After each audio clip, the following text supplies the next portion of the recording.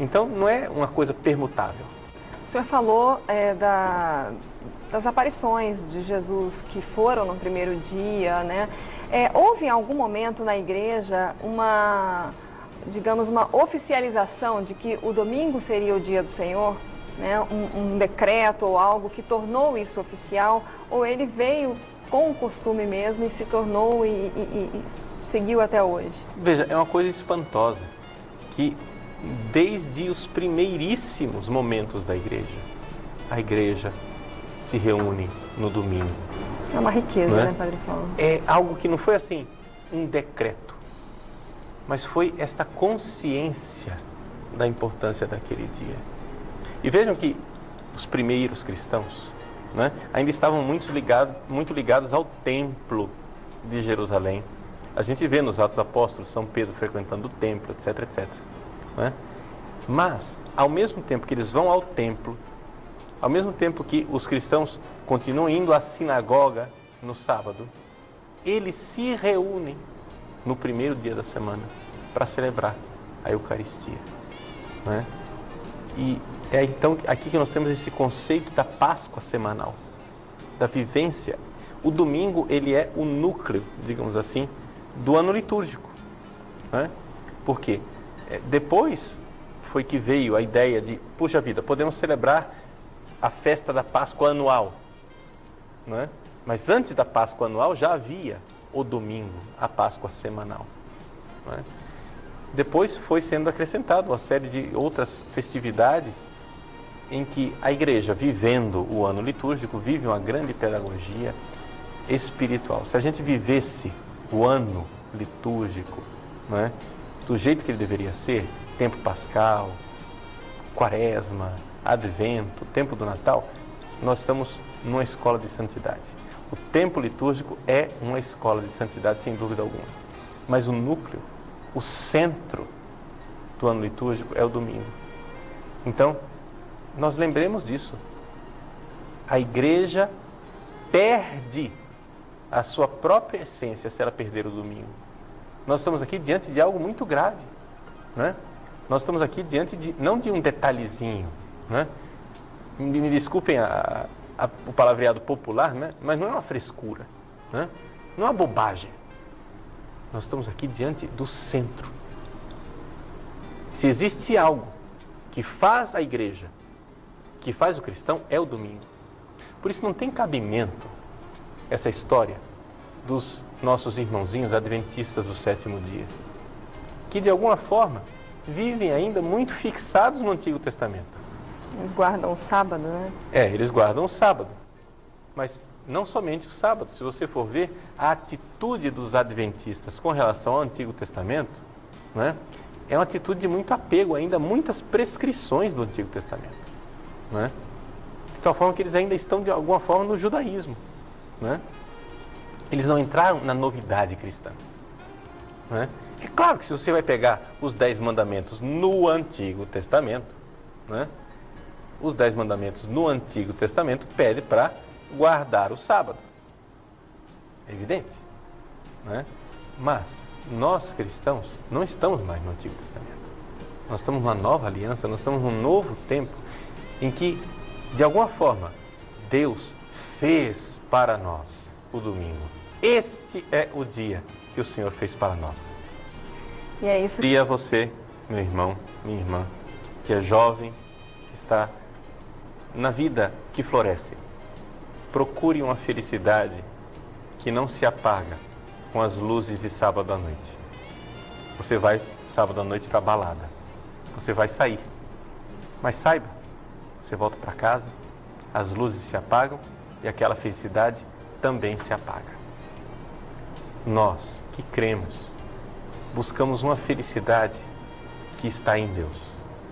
Um tempo de Deus. Um tempo em que Deus visita você. Deus está visitando você nesta noite, neste domingo que inicia agora, com a primeira estrela que aparece. Deixe uma estrela aparecer na sua vida, que ela guie você para o domingo de Deus, para o tempo em que Deus visita a sua vida, bate a sua porta. Ele quer entrar. Aqui está o meu catecismo, edição típica do Vaticano. E se você pegar o catecismo, aqui no artigo 2174, diz assim: Jesus ressuscitou dentre os mortos no primeiro dia da semana. Está correto, isso é bíblico.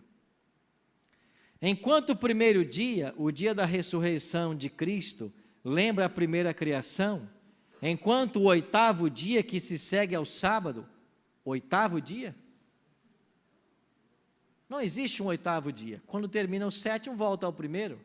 Mas a mente já começa a ser confundida aqui. Enquanto o oitavo dia que se segue ao sábado significa a nova criação, inaugurada com a ressurreição de Cristo. Para os cristãos, esse dia tornou-se o primeiro de todos os outros, o primeiro de todas as festas, o dia do Senhor, o Dies Christi.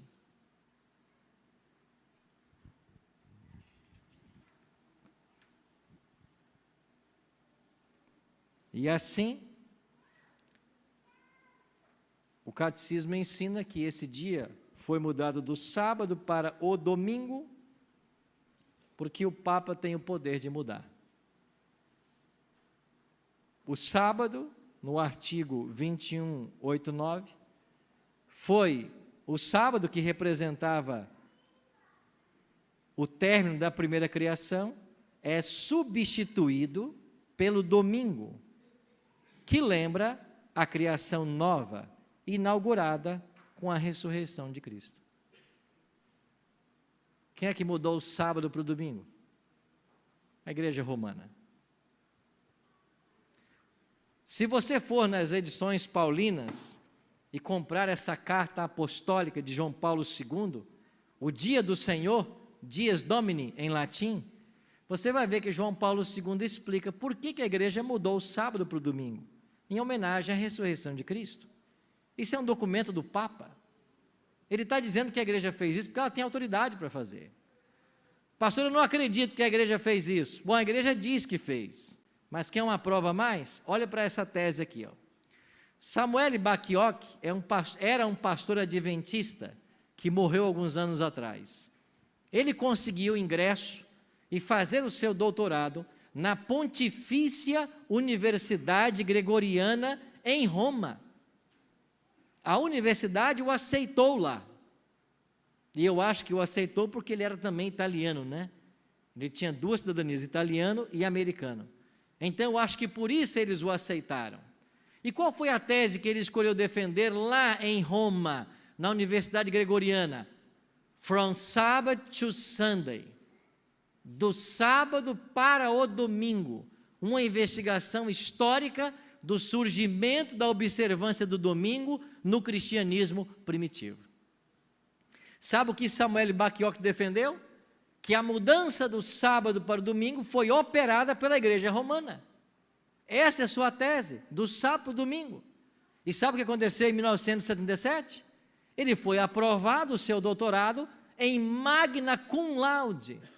E eles publicaram a tese dele. E quando eu tenho uma cópia original em casa. E quando a tese foi publicada, ela nasceu com o imprimato do Vaticano. Ou seja, o Vaticano deu o seu selo, dizendo que o que ele está declarando nessa tese é verdade. Agora deixa eu abrir um parêntese. E eu já disse que eu adoro parêntese, né? Você vai encontrar por aí muitos cristãos criticando a Igreja Católica porque fazem isso, aquilo e aquilo, mas estão todos atrás da Igreja Católica santificando o dia de domingo.